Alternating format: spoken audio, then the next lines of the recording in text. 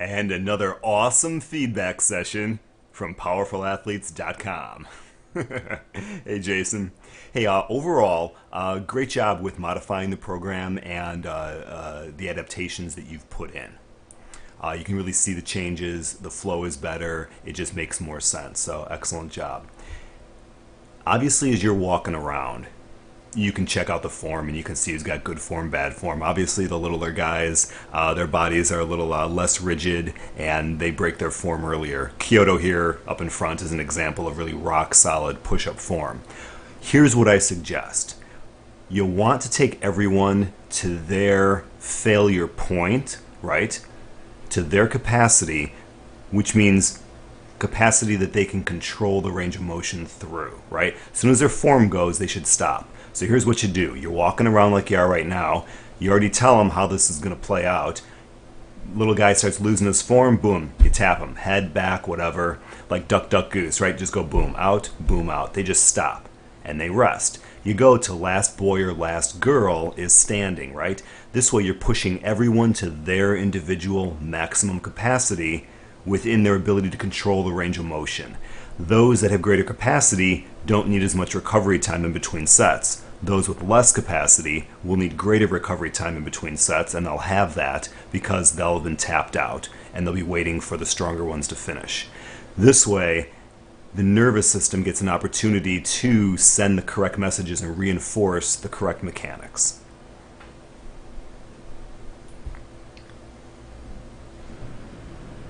Okay.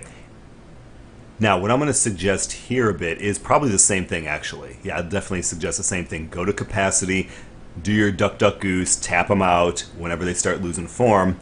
Also, I would really be looking to have them try and freeze just momentarily at the top and try and control their descent. Because you're seeing a lot of momentum here and the long lever action when the arms are helping to move the trunk. I get what you're trying to do here. That's cool. I'm just not seeing tons of control at the top, right? You want to be able to have it be sticky, right? Have those athletes stick some position somewhere when they're under load and the spine is flexed, right? To demonstrate that they have some control and they're not just throwing their body along for the ride. You know what I mean? Arms lever themselves up, they use a little bit of momentum and some force, maybe a little hip bump to get them off the floor, and we don't really know whether they have actually fulfilled the requirements of creating stability and strength.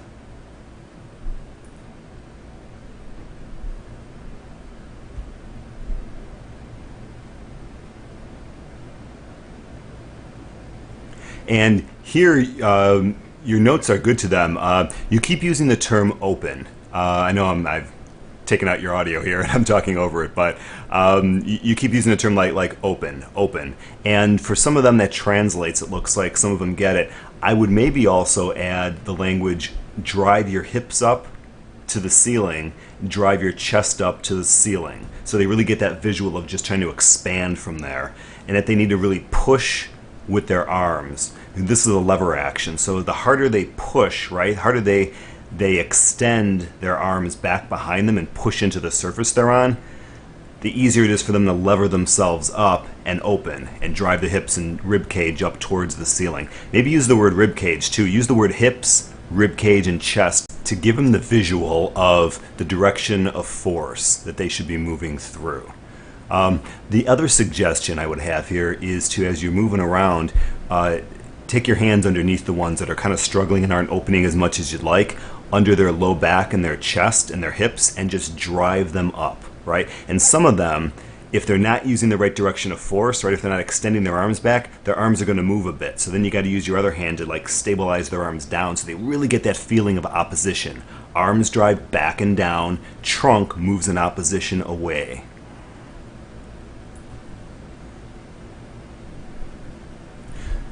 So with the rocking hollow here, I would apply the same tap out capacity model here, where you walk around, tap them out where they start losing their form.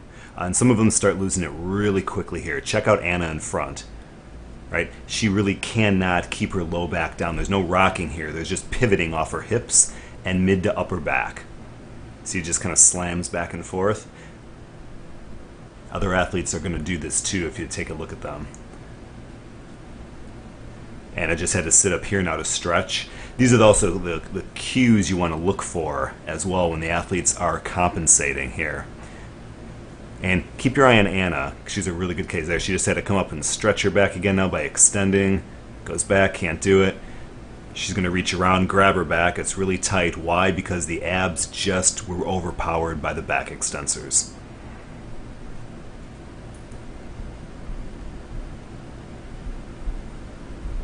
Okay, so this one here, this lunging position, check out most of the athletes. For some reason, and I don't recall, and I can't see it because you're off camera, so you may have been showing him this way.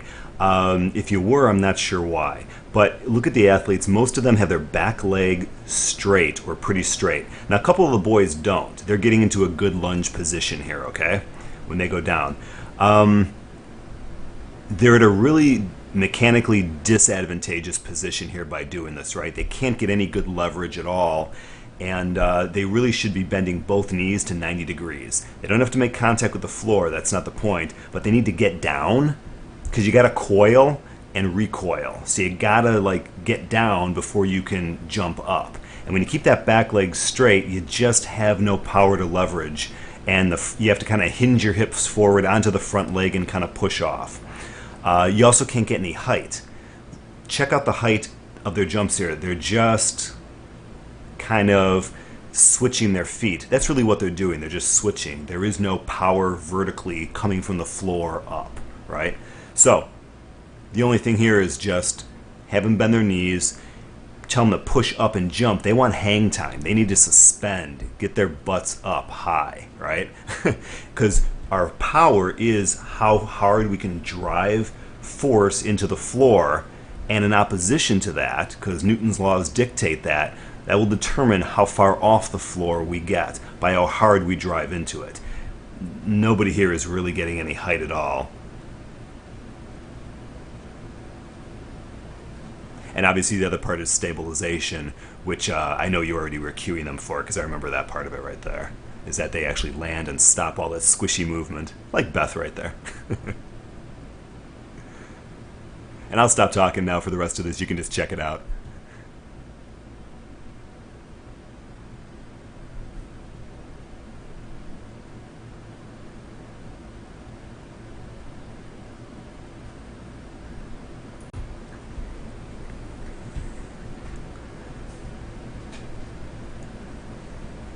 Okay, this is another one that you might want to modify. Maybe you apply the tap out capacity model here.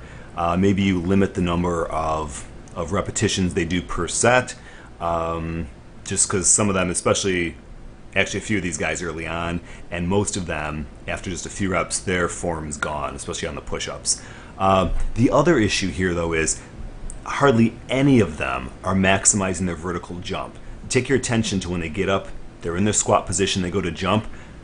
I mean, the ones that actually leave the floor, they barely leave the floor, and some of them, their feet don't even leave the floor. It's like they just go up in the releve and their toes are still in contact with the floor. Look at Annabelle.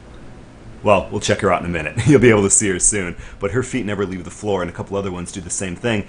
And most of them definitely do not maximize their vertical height at all. And they're in an awesome position to do that. You got them crouch, squat position. They're using some momentum coming from the push-up. I mean, they can leverage all of that, and they're not doing any of it. So the magic is not in the movement. It's in the application of it. I'm going to throw in my slogan, the thing has no power.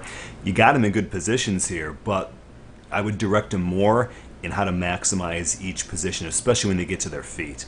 And I guarantee you some of them, especially the girls, are thinking conservation of energy here. Right? And you got to direct them every time to just lengthen their rib cage up towards the sky and drive through their legs.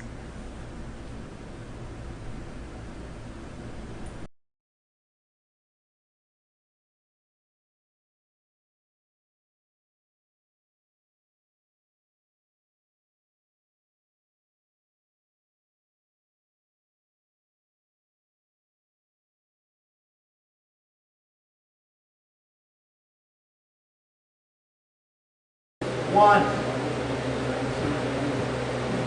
2, 3, 4,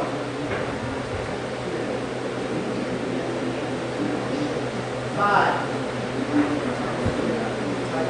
6, 7, 8, 9, 10. Okay, hold your stomach.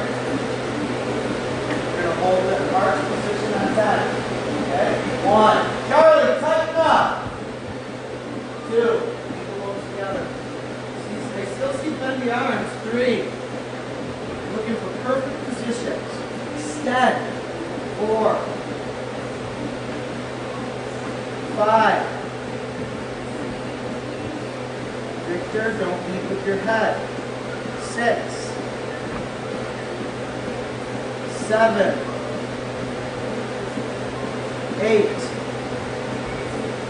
Izzy, you have to get your head up too. 9. 10. Hold. Show me perfect position. 10. 9. 8. 7. Come on. 6. 5. 4. 3. 2. And roll to your other side. Last side. Right away, you should get to position. I already see. As soon as some of you roll, I see you roll right to the belly sticking out, which is the ones who are doing it. You are the ones that have a very hard time keeping a hollow position on your events. Okay, and this is something that should be thought about a lot. Okay, please keep this in mind. This is showing exactly where we have our problems. 1, 2. Don't push off your elbow, Robbie. 3, 4, 5, 6, 7, 8, 9, 10. All right. Great job. Okay, and to finish up here, just two quick things to point out. One is look at Anna's position and compare that to Andrew's position. Andrew's got a nice flex spine going. Anna and Annabelle and a few other athletes, Izzy, all up on their shoulders, right? So the next thing I want to point out is taking a look at the cues and the clues your athletes give you, like we did with Anna and her back earlier. Well, Claire down here at the bottom of the screen, right, is going to give us another one. She's going to reach around to her spine here. She'll put a little pressure on it to support it as she goes up right into candlestick. Okay. She has a known low back condition. It's not diagnosed, whether it's bulging disc or nerve impingement. See, she's reaching around. Now she's going to go in her stomach to help take the pressure off it, right? Very classic. She went to a doctor who didn't do full diagnostics. He just did manual, came back in the gym and said, oh, she's fine. Matt McCabe goes, oh, you found a doctor that told you what you wanted to hear. And he was right. The doctor, unfortunately, is wrong, but the end of the story is she doesn't do anything to manage it. I just thought I'd point it out to you. Again, something very important for gymnastics. You guys are going to go through this position a lot. Okay, those of you who are having a hard time with candle to pretzel, following directions is a very important part of the sport, as any sport. You have to listen and think about what you're doing.